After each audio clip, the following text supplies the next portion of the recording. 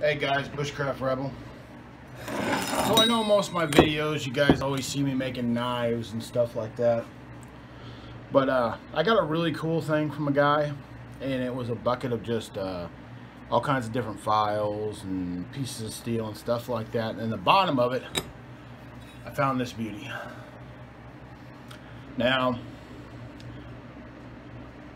I don't see a maker's mark on it, but I really do like axes, and this is a really nice double-faced axe that I think we're going to go ahead and restore.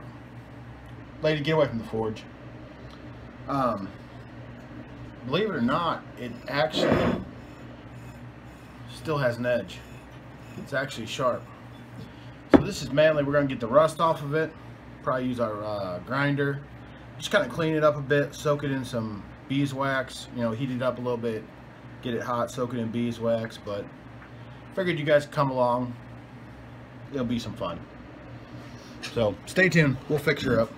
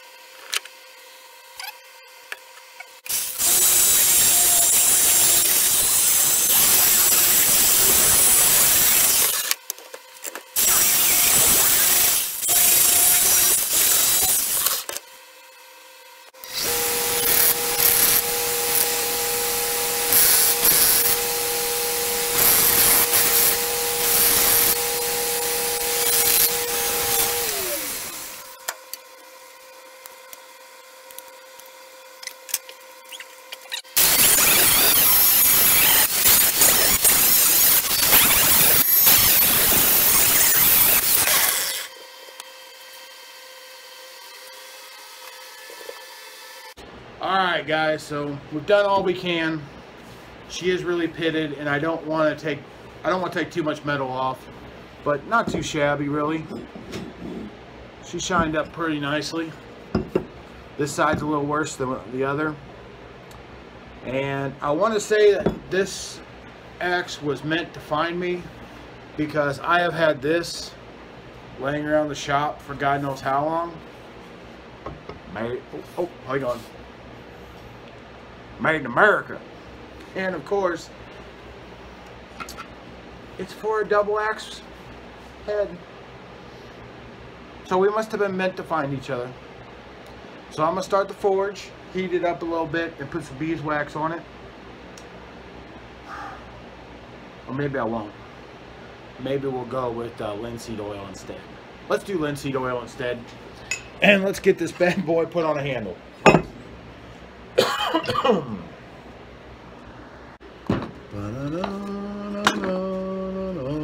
We have our boiled linseed oil, and I think I have a paper towel somewhere. I don't. I have napkins, but it will work. Everybody out there like, I don't know why he's doing that. Just because it gives it a little bit of help. Stop it from rusting.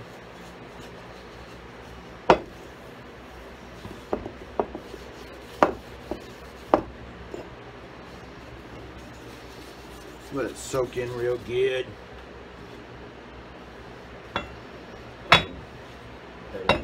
There we go. We got it. We got this, guys. We got this. Kind of looks nice with the little oil shine to it. I don't like to leave it on real thick, so I try to wipe the excess off. We're going to be using that piece of paper again. Yeah, it gives it a real cool looking shine. Looks a little more medieval now, doesn't it? Alright. I'll show you guys another little trick that's interesting.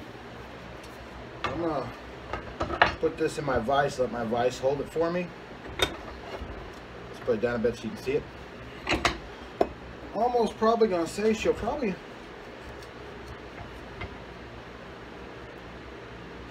It's a pretty tight fit. For the most part, I think we could probably tap it on and it would be fine. The question is, do you guys know how you tap a hatchet on? I'm going to show you a trick. Take your stuff. This is linseed oil. Put it right here.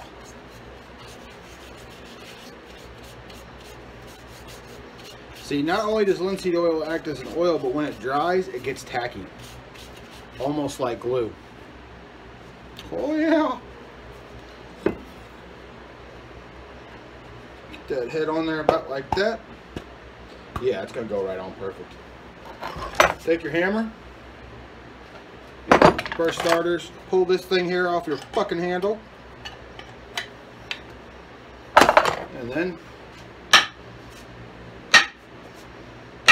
you'll see why in a minute.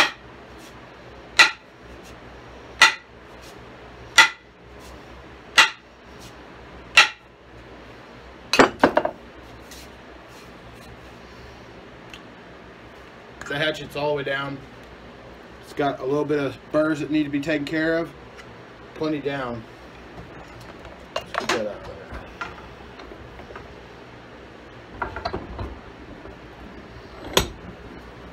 there.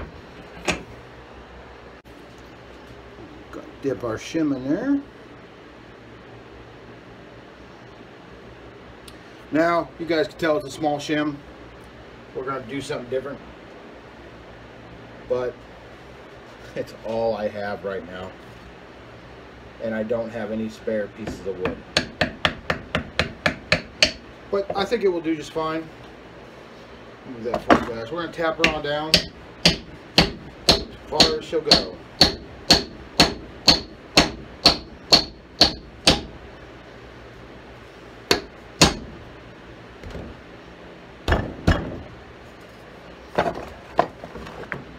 I think that's all I got.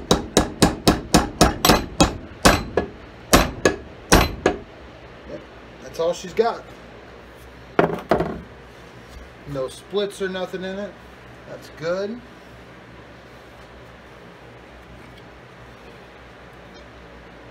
Take this little guy here for a minute. Drill some holes in with it. This is just a neat little glue. It'll hold everything good and tight.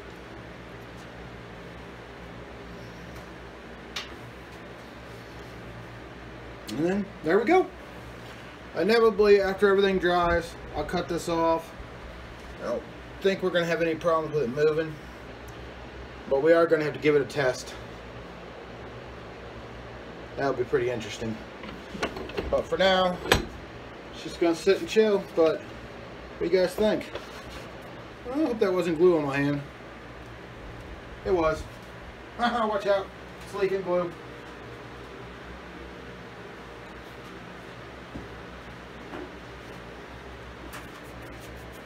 Let that sit. Hey guys.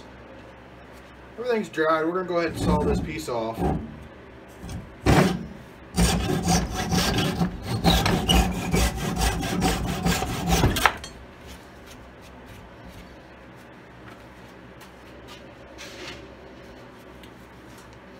Debating if I want to put a piece of metal in there to do anything or not. Probably should. Just tap it in there so it holds. So let me grab one and I'll bring you back. So I think I'm just going to put a pin in it. I have a neat little piece of copper. And I think it'll be kind of neat. Just depends if we can get drilled through. We'll find out in a really quick.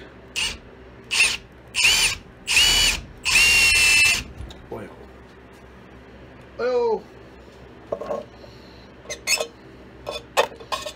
yeah, you guys show me somebody else who pins a hatchet.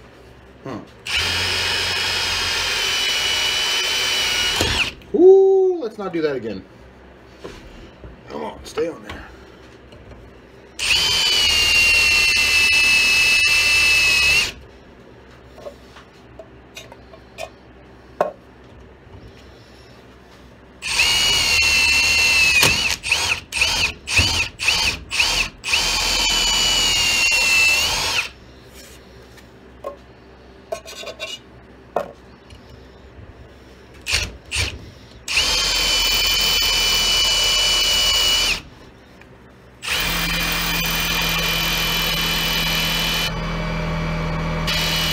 Getting there.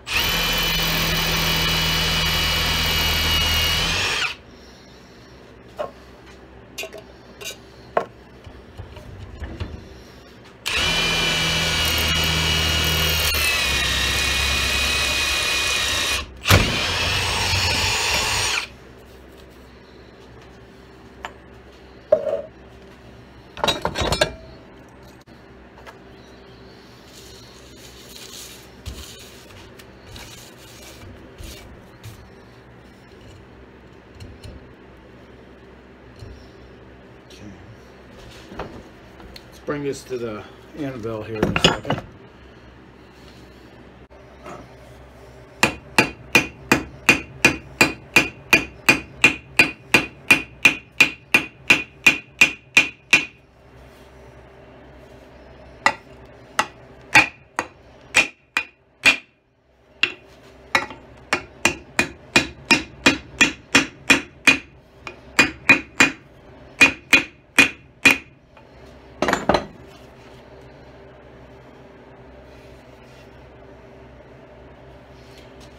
Well, there's only one thing to do now, guys.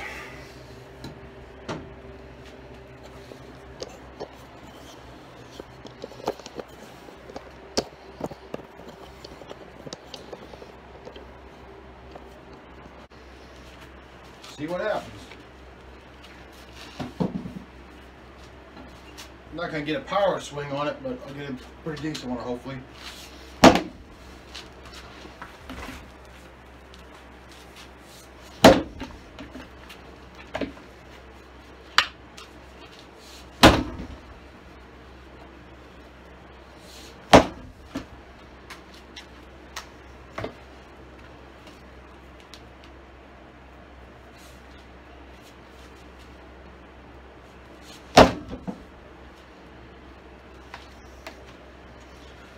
Not too shabby, guys.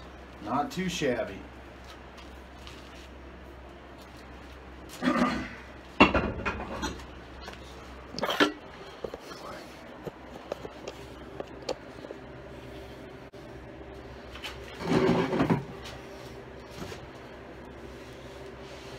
So guys, I gave you a little test with the axe, not anything major. It's late, but I really enjoyed bringing this thing back to life. I mean, the copper pin's kind of neat, and I'm sure someone else has thought of that idea, but it's pretty neat and I like it. Took a couple hits with it, and really it stuck in pretty well. I couldn't really get a power hit on it because of where I am, but I mean, hey, if you guys like this, maybe I'll start doing some strange restorations, or something like that. Never really know. But I'm really happy to add this to my collection of axes, and we'll take good care of her, and I'll do another video where I really test the crap out of her, because we've got a bunch of new axes that need handles, and some that are really neat looking, some that are unusual, but I'm really happy to have this one. This is really nice.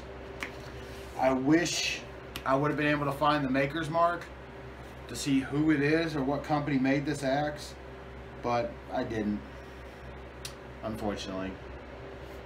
But you know, what can I say? Sometimes you win, sometimes you lose. You guys have a good day.